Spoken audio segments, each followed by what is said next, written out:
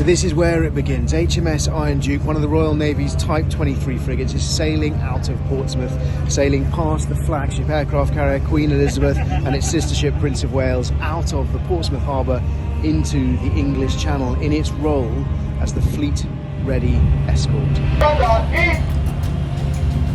We've been out here for the last 24 hours in company with HMS Tyne, shadowing what is effectively a Russian task group as they return from the Mediterranean. This is what 28 knots feels like on a frigate.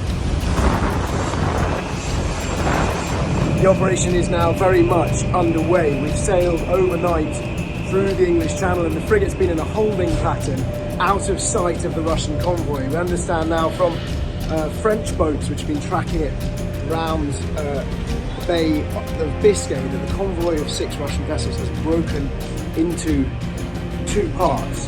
Hands to flying stations, hands to flying stations. Gas is never to be ditched.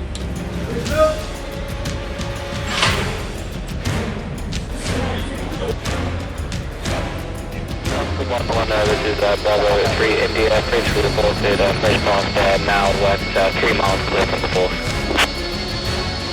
182. 088-466, track 058, speed at 9. It's suspect at 2211, brake intentions, close 4 in block. How copy, over.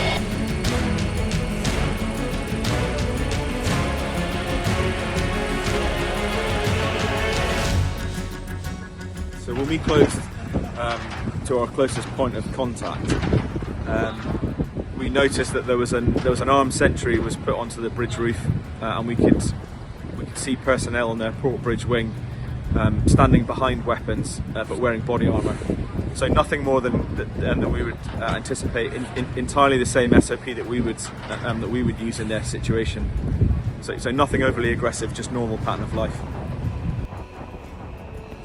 That is a Rapucha class landing ship. It's a tank carrier. It's designed so that its bow can open up and it can disgorge tanks or Russian armed vehicles as part of an amphibious armoured assault. A number of these vessels have actually been used in the war in Ukraine, at least certainly they have been damaged or destroyed by Ukraine in the Black Sea. But of course these vessels have come from Russia's port, its Tartus port in Syria, which they've had to abandon, they've had to leave since the Assad regime, which Moscow is propping up, collapsed. That's why these vessels are effectively beating a retreat, taking back Russian military equipment, kit and equipment to